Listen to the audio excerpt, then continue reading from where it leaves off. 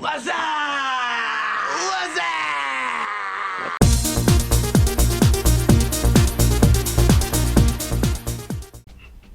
Hey guys, welcome back to the Really Rad Dad Podcast, Rad Dad Games Edition. Today we're recording on April 24th. It is draft week, so this episode we're going to go over kind of where we are in the season, play Ohio State, and then look at our future prospects as far as I believe we're going to have to play in the Big Ten Championship game. But yeah, we're gonna be talking a little bit of draft too, so kind of a 2-in-1 episode of sorts. Let's start with recruiting and where we are. At this point in the season, we're 11-0. We haven't recorded in quite a while, but that's because, well, we haven't had a ton of time to play games, but also there's been a whole lot of games worth noting to play because it's been kind of a soft schedule, I'm not going to lie. So next year I'm looking to add a lot of tough opponents to that schedule. This is what we got so far. We've got the number 1 recruiting class. That's kind of par for the course at this point for us. Look at top prospects overall. Fast forward if you want, obviously. But you notice that Big Ten is doing some work. You got Wisconsin with the number 1 overall player. You've got the Nittany Lions in Penn State at 3. Number 4, you got Nebraska. And let's see. Yeah, Notre Dame, they're not Big Ten. They're independent still, but we got number 8 and number 10. So a lot of Big Ten represent in the top 8. I believe 5 or 6 of them. So Michael Morse, really excited to get him. 78 overall right off the bat. Defensive tackle. BJ Smith needed that next guy, next running back. I don't know if he's going to be it's a 77, but he's a nice piece to have for the future. So 2 players in the top 50, nothing crazy, but just like a lot of depth with 4-star guys and finding a lot of gems also. I'm really excited to get a guy like him in. And then Terrence Callahan, he projects to be a wide receiver and corner. He's got that 4.34 speed. And we, if you follow, we change names all the time. So that is where our recruiting is. I'm not going to dig into all of them just yet. I'll do that in a later episode. But yeah, so let's go over our schedule so far, our stats, and award finalists. Ohio State is favored to win, so that's interesting to see. Scott Chandler, I'll get back to that in a second. I'll go to our schedule first. Cincinnati blew them out. Coastal blew them out. They're still 9-2. They're number 6, so we left a strong imprint there. Terps 52-13. Got a 50 burger.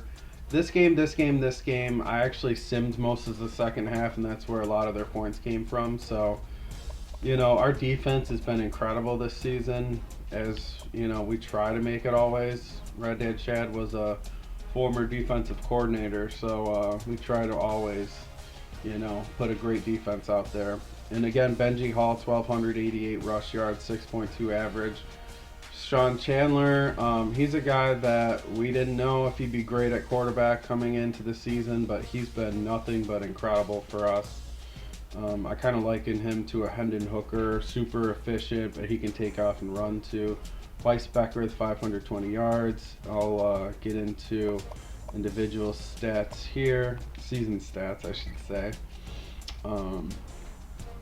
We rolled out the backups a little bit too when there was garbage time. Chaz Bass in 82. Carter's been chipping in off, I don't want to say off the bench, but more of a rotational. Yeah, Chandler will take off when he has to. Cooper, that's our guy that's probably going to start next year. He's an 82 overall at this point. He'll probably be an 88 entering next season.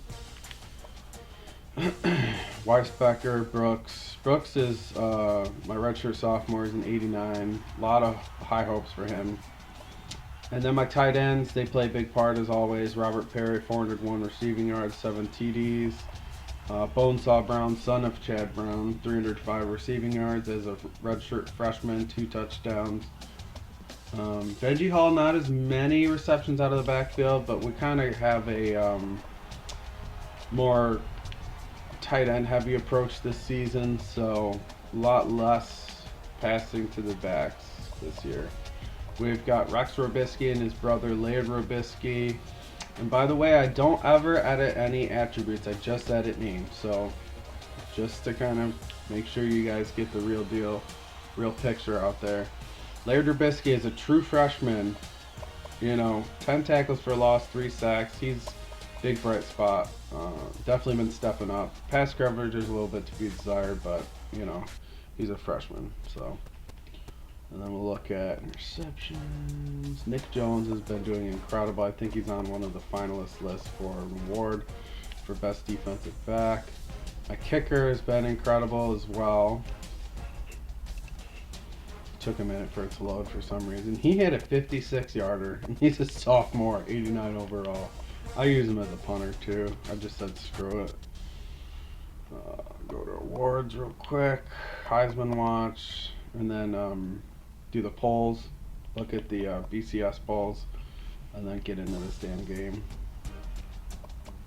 So there's the awards for Heisman, and then award finalists. Not on this one.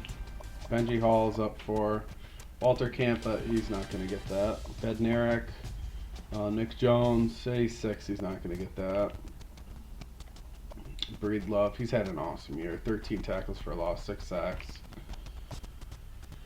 Trey Hood, man, I remember recruiting him like it was yesterday. Let's see his stats. 36 touchdowns, 35 picks, man, and 726 rushing yards, man. Let me know, also, I have a new microphone, so let me know how I'm doing with it. The old one was catching a lot of the audio off of the TV, so really let me know. If it's too loud, too quiet, let me know. I'm always down for changing what the viewers want. Got a couple of linemen though for awards.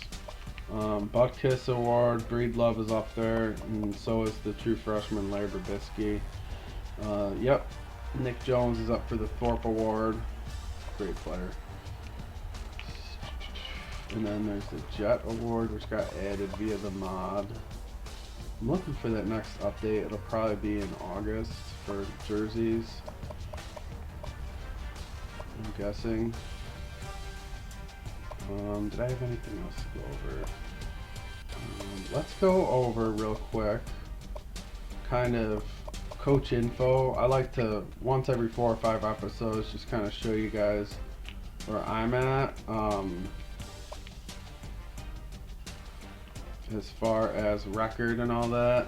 25-0 in 2 years at Michigan. Haven't had a ton of fight, but as you see in the recruiting trail, they're going to be coming around the corner. Career record is 79-2. So, yeah, we've had a great experience so far. Let's see, average recruiting skill levels, 27 I should say. Years with Team 1. Winning season 6, of course. That's including defensive coordinator. 3 national championships. We got 3? Huh. Interesting. Average recruiting class rank 8.17. So, anyway, let's get right into this game. Oh, I can't believe we've got 3 natties already.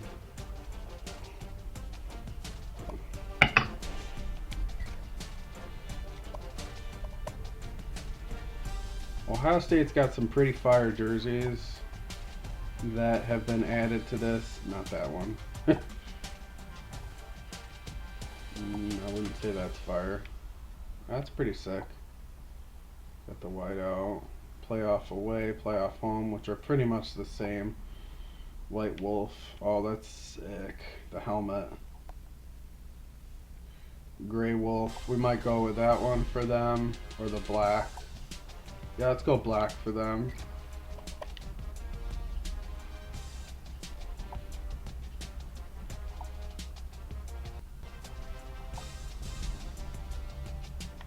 Alright, we're going to go a little old school ourselves. And let's get into it.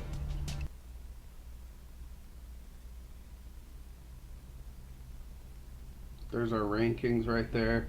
Ohio State's had a great season, so it's gonna be a tough one. That's for sure. That's for sure. Got a couple injuries, nothing too bad though.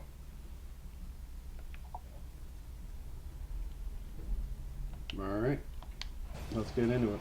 Hi everybody, Reese Davis with you, bringing you the EA Sports NCAA Football 14 pregame show presented by Nissan. Innovation that excites. To Ohio State, Michigan is that school up north. To many in Michigan, they won't even say Ohio State, just calling them Ohio instead. Both teams have defined excellence in their long and storied history, and the Wolverines and Buckeyes set to do battle in the game. That does it for us here on the NCAA College Football pregame show. Enjoy the game. We'll see you at the half. Nissan. Oh, went a little country twang.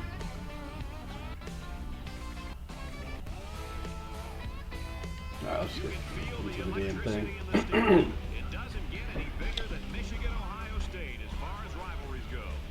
Let's head down to the coin toss. So now we could, we're digging into the game a little bit. Let's talk a little bit of an NFL draft coming up on Thursday night. A lot of talk right now for Bryce Young being the number one guy going to the Carolina Panthers. I know he had scheduled a lot of last few weeks, recruiting visits, so to speak, with NFL teams. He canceled all of them, so I think that's saying a lot. There's just a lot of chatter online about Bryce Young being the number one guy. And we start off with a penalty. That's fucking terrific. Randy.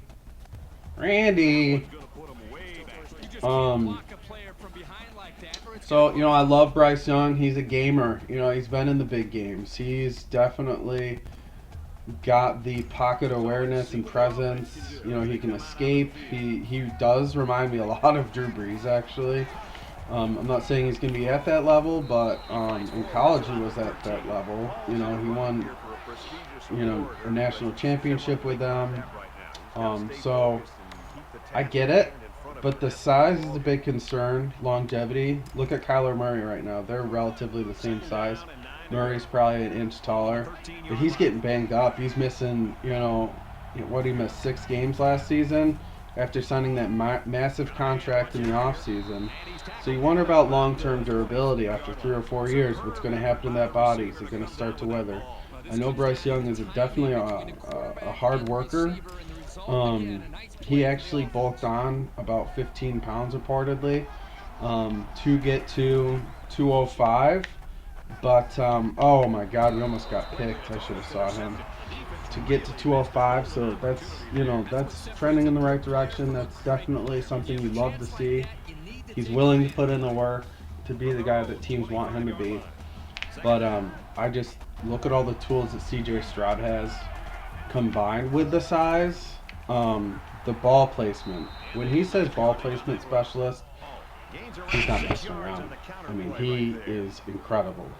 When I went back and looked at Chris Olave and Garrett Wilson's tape from last year's draft class, the one thing that stood out to me, of course, was those two and their ability to get open.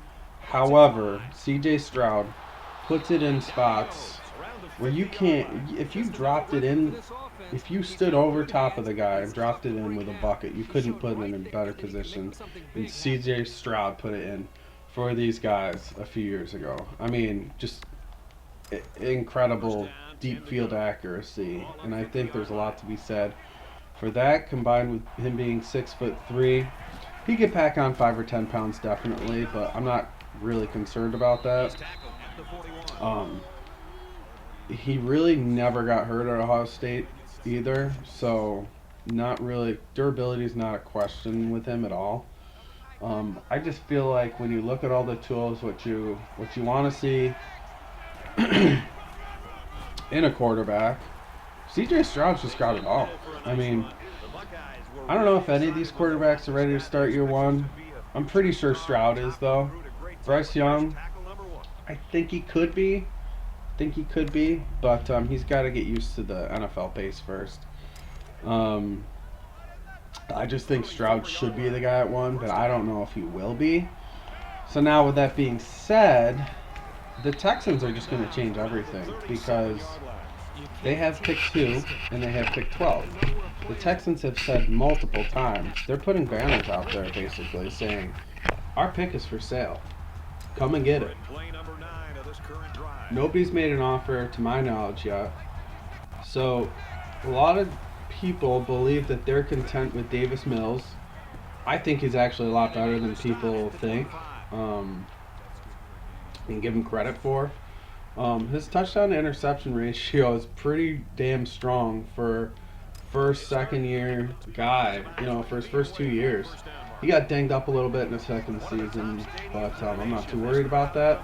I'm not saying he's like their franchise quarterback. I think he's good enough for now, though. Where at number 2, your DeMeco Ryans, you're looking at it and you're saying, they want me to punt.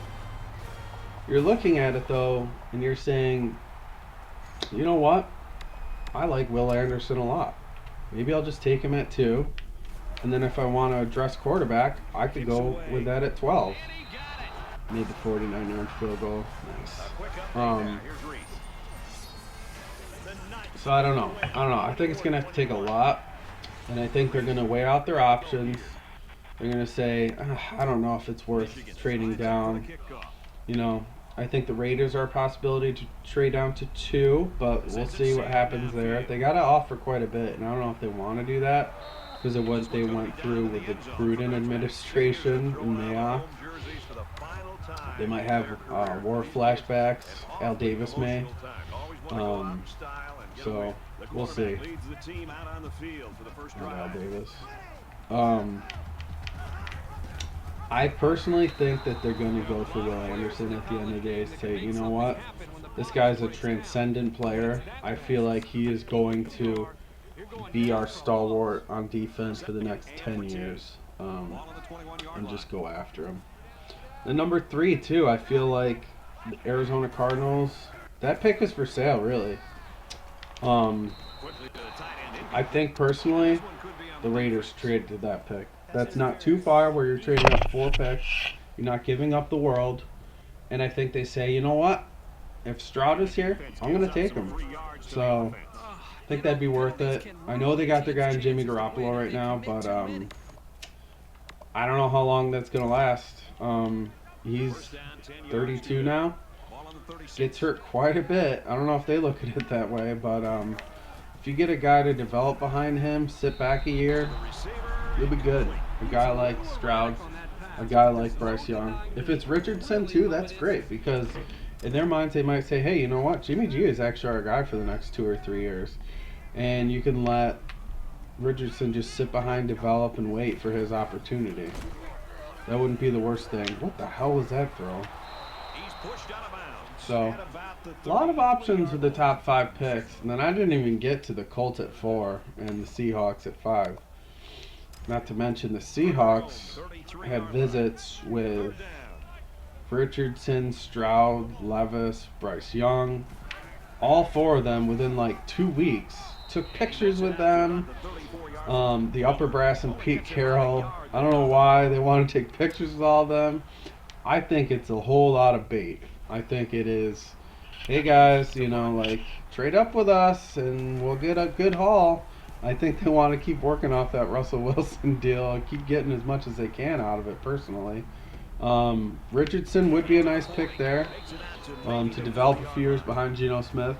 The way that contract is laid out for Geno Smith is more of it's a 3-year deal, but it's a year-by-year basis, as most contracts are actually designed to go. But financially, they're not tied to him after year 1, so it would make a lot of sense for them to draft a guy. However, I don't think that's what they want to do. They want to plant their flag and say, you know what, Geno Smith is our guy. It worked last year. We don't want to have any questions, I feel like. I think that's just a lot of bait, personally. So it's going to be an interesting draft. My Philadelphia Eagles pick at 10, and 9 times out of 10, I'm like, I don't want a running back round 1. I don't want a running back. Howie, I think, is, Howie Roseman, I think, feels the same way. I think he's only taken 1 running back in the first round since he's been there, and that was LaShawn McCoy, and that might have even been before Howie was there. So it's interesting, though, because the more and more I think about it, the more and more I talk myself into it, because I look at the Eagles roster. Everyone came back on offense except Samalu, but they're going to throw Cam Jurgens there, reportedly, who was a guy they drafted last year at center to kind of be the predecessor to Jason Kelce. Well, Kelce came back, so now let's kick Jurgens over to right guard. That's what's being reported. And that makes so much sense, because you got to give this guy playing time. He's too good to keep off the field. Why go for another guy when you got someone right in the wing waiting? So I like the strategy there a lot. So anyway, their whole offense is back for the most part except for one. And I don't think any production is going to be lost, honestly. The defense, it's a little different. C.J. Gardner-Johnson isn't coming back. That's one, that's not, if you're not an Eagles fan, you're looking at it and saying, how do you not bring C.J. Gardner-Johnson back? Well, he wanted too much money. He missed 6 games last year. People forget that. Really didn't show up in the Super Bowl, which I'm not saying it's his fault. It was more the system, more Jonathan Gannon. But I'm not going to pay a guy 10, 12 mil to be a safety that's getting hurt 6 games a year. I think that's kind of the way that Howie is looking at it. So that hole, is definitely going to be there, though. They did bring in Tremaine Edmonds' brother, Terrell Edmonds, from Pittsburgh. So I don't think a ton of production is going to get lost there, honestly. They're going to miss him in some instances because he was a dog, but I think they'll be fine at safety.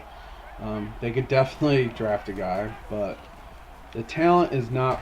Oh, my God. The talent isn't really there at safety this year in the draft, so not really defense that relies too heavily on safeties, however. Now, they did lose Javon Hargrave, defensive tackle, had an awesome year, 10.5 sacks, I believe. So that stings, I'm not going to lie. However, he's 30 now. His best football is behind him, let's be honest. And San Francisco just paid the guy $20 million a year. I'm okay with that walking away, especially when you've got the deepest defensive line in the NFL. I'm okay with that. They drafted Jordan Davis last year. Don't forget that. Mostly a run stuffer, but I'm okay with him playing 30 snaps a game. So, I'll take that loss too. TJ Edwards is gone, okay? They brought in Nicholas Moreau from the Bears. Had 110 tackles, I believe, last year, so the production's not going to be gone, Production, it's going to go down, but not too much, I feel like, in that aspect. But let's be real. It's all about the offense nowadays. It's all about the offense. It's basically who can score more points. That's what it always boils down to. Last 3 or 4 years in the NFL. That's what it is. So if I'm the Eagles, I look at it, I say, I got Rashad Penny in the offseason. Only gave him $1.5 million, by the way. They gave Boston Scott $2 million. So as far as their depth chart, who they want to pay, Rashad Penny isn't as high as people think. They got Gainwell, who they love. They used him more than they used Miles Sanders in the playoffs. So they got a good running back room. But if they got Bijan Robinson, man, they would have a guy that would be, I think he's a surefire.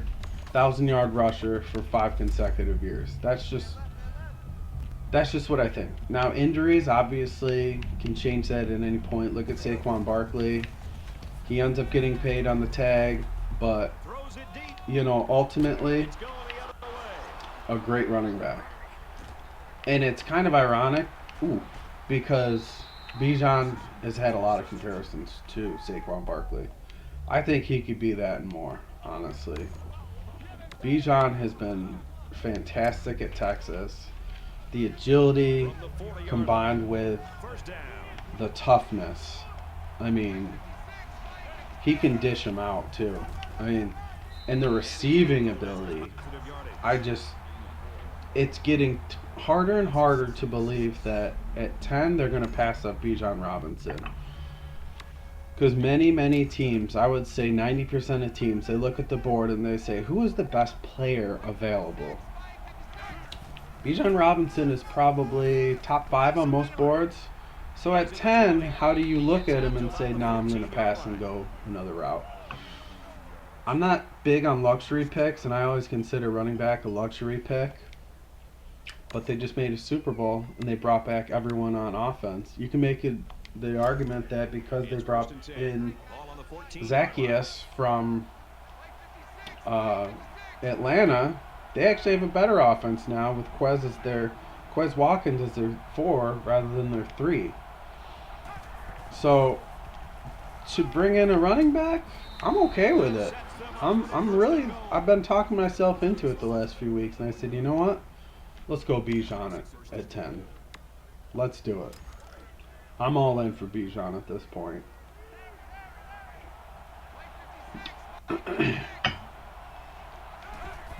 Now,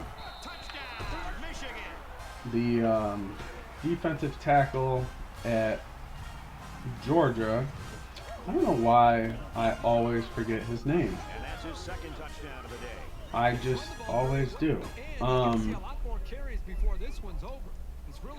Jalen Carter.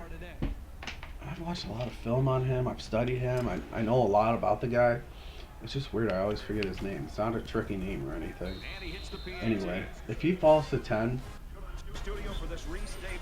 I wouldn't mind that because it's not as big of a risk. You're still paying him a decent chunk of change. I just feel like Jalen Carter is a reckless individual who doesn't care about. He's just not mature. He's just not mature. That's all I'm going to say. You had a report from, and then dash cam footage came out, or body cam footage came out, I should say, from I want to say first or second week of September last year. An officer pulling him over.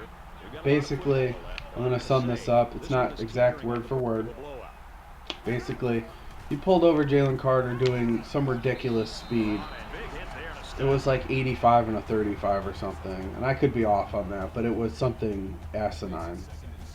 Pulls him over. He says, I could get your car towed, but I'm not gonna. Because of who you are. I'm just going to tell you, you gotta stop being so reckless because you're going to kill someone. And then he's involved in the race that led to a crash in, I believe, January with a Georgia player and a staff member.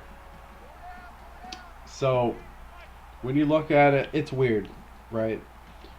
If he goes to a place like Green Bay, I'm not as worried about that, right? Because they get snow 8 months out of the year. The weather's always crappy up there. It's like New York State. If he goes to Buffalo, I'm not as worried about it. In the off-season, sure, he's going to travel south. But when you're in a snowy, poor weather, gritty, hard-working, blue-collar football city, I'm not really worried about you racing as much, honestly. If he goes to Detroit, good luck racing in Detroit because those roads are always clogged, always congested there. If he goes to Washington, good luck.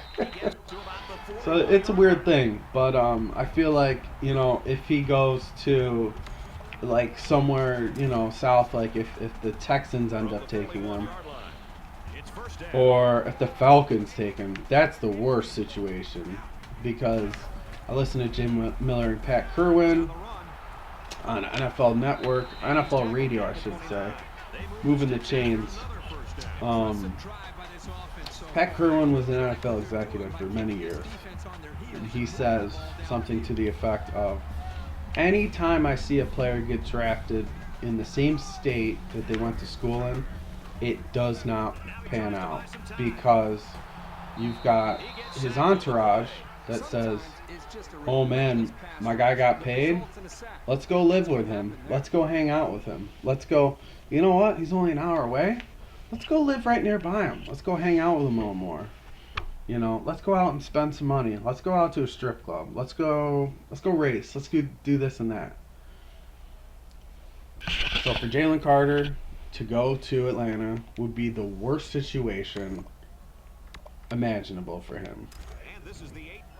Going to the South in general, I feel like. But, you know, at 10, I wouldn't mind as much taking a risk on him. I really wouldn't. Especially if he can be with Jordan Davis and Nakobe Dean, who's probably going to be starting week 1 for them at linebacker. Played with him at Georgia. I would love. I'd rather take Nolan Smith at 10. I feel like Nolan Smith is a guy that's very underrated at this point. I mean, this guy, you hear Kirby Smart talking about that defense, and Nolan Smith is usually the first name that comes out of the guy's mouth. He is a guy that is always in the backfield. Led the charge on many pass rushes for them. And this was when he was a sophomore 2 years ago in their championship season, when they had arguably the best defense of all time. So now, fast forward to the combine, 4.39 speed. I mean, he's got the prototypical NFL defensive end body and then some. He's just an athletic freak. And I feel like people are really underlooking him, because his stats, you know, he didn't have as many sacks as people like to see, but the quarterback pressures were there. I mean, the guy just lives in the backfield. And then another thing is, he was on a show interviewing, and just the nicest kid ever. A lot of NFL executives had nothing but good words to say about the guy. Nolan Smith, I think, if he goes to the Lions at 6, if he goes top 5, if he goes to Seattle at 5, I honestly wouldn't be shocked, because I feel like executives are looking at him and saying, you know what, not only is he testing well, not only is he a leader, he's interviewing even better. He's a great kid. I feel like he's a guy that can lead a defense, be the captain for many years to come. So Nolan Smith, if he falls to them at 10, that would be a dream come true, honestly. More so than, oh my god, I forgot his name again. Jalen Carter. More so than Jalen Carter. And then again, Nolan Smith played with Nakobe Dean and Jordan Davis. So, again, you've got more chemistry to build around. You know, they don't have to work with each other in the offseason as much to say, I don't know who I'm playing with. I don't know what I'm dealing with here. They say, hey, I know this guy. I used to play with him. So Nolan Smith is ideal for me, too. I think it'd go Bijan, Nolan Smith, and then Jalen Carter for me. But, you know, a lot of great options. I've even seen Peter Skoronski, left tackle from Northwestern, be projected to go 10 to the Eagles.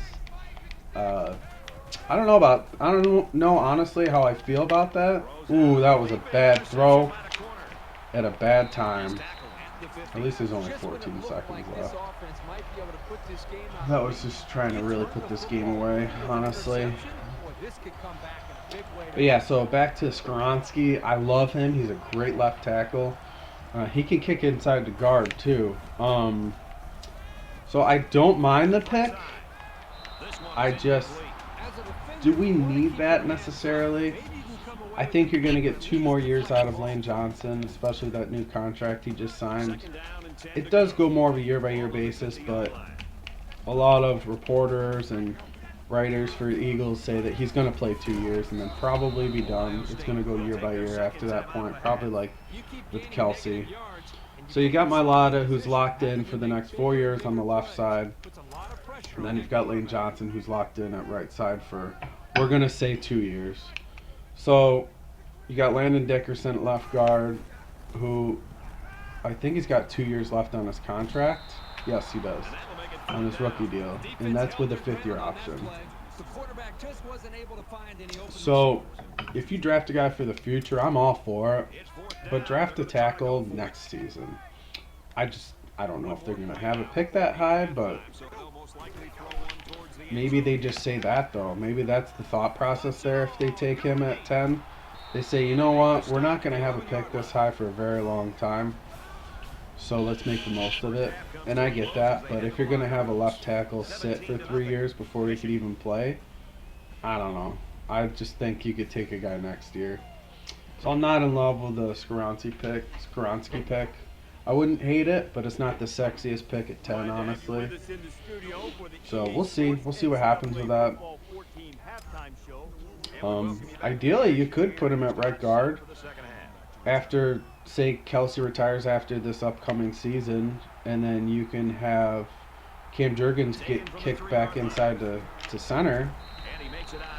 You could do that, but I don't know. You gotta draft for this year. I feel like you gotta come back firing on all cylinders, come back hungrier than ever, come back make another deep playoff run. So we'll see. Pick 15 is intriguing for the Green Bay Packers because, and by the way, it looks like, according to Ian Rappaport, that the Packers and Jets have engaged in trade talks once again with Aaron Rodgers, for Aaron Rodgers, I should say. Man, this game is a bloodbath. So anyway, we're going to see Jordan Love out there as week 1 starter. It's just a matter of time when that deal gets done.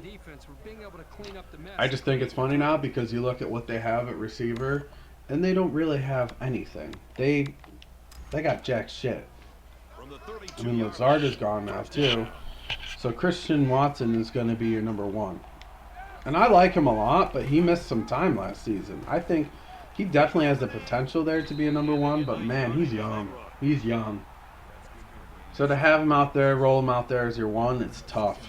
It's funny, for all the years that the Packers had Aaron Rodgers, since 2005, I believe he was entrenched as starter in 2008, they have never drafted a wide receiver in round 1.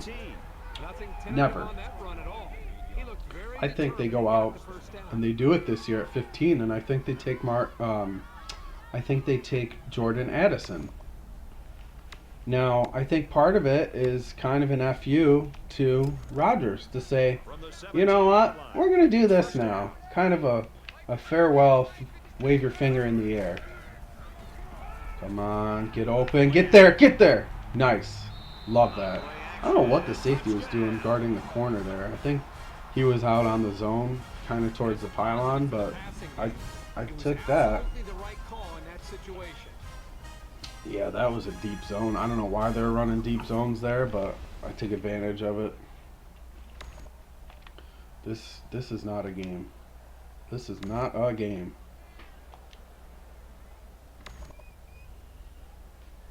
I'm gonna pause and then resume. Wrap up this thing. Alright, just a little quick update. We somehow got the ball back when we simmed a couple plays. I think we picked them off once again. But big news there, my quarterback Chandler actually got hurt, so the freshman went in. We'll give you an update when we see it on here. Hopefully it's not too bad. That could be a season wrecker though. Alright, so it's saying he's just out for the game with a mild concussion. I took a 15-yard sack, and, it looks like Breedlove is hurt, too. I think he was already out. Yeah, so he's just out for the game. We can breathe now. Another touchdown, one for Bonesaw Brown. Wow, how about that call to the tight end? Big Eventually got open. I was waiting, and then he broke it. And And he got in for a tutty. Quarterback's got a big Baker Mayfield vibe to him. Chaz Bass, true freshman with a touchdown. I'll pause it again. Michigan 41, Ohio State 7. So what are your Now final this thoughts on thing this one? was just an old-fashioned ass whooping. I believe it was 41-7. I mean, look at the fans. They're stunned. What is that mask? That is sick. Yeah, I mean, our guys just dominated from start to finish. It wasn't even close in this thing. Ohio State was just not ready today. So that wraps things What up a for us. game. 3A Sports What a Extra game. Street. I'm Brad Nessler saying thanks. Well, I'm glad the episode didn't get carried away as far as time. So, thank you guys for watching. We're going to go on next week and play Wisconsin in the Big Ten Championship.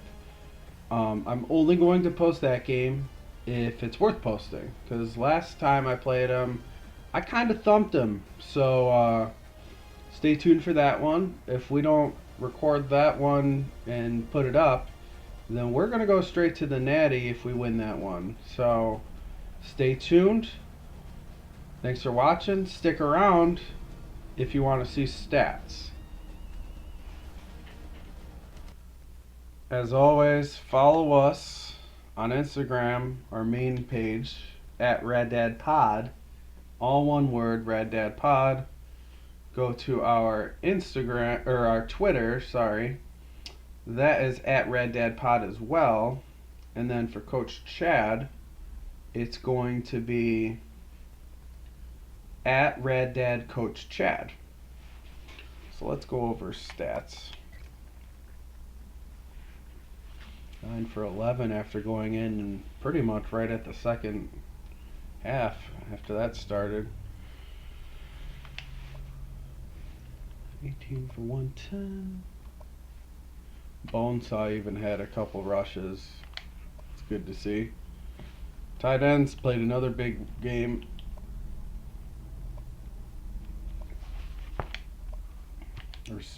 Defense just really stepped it up. So, yeah, guys, thanks for watching, and have a good one.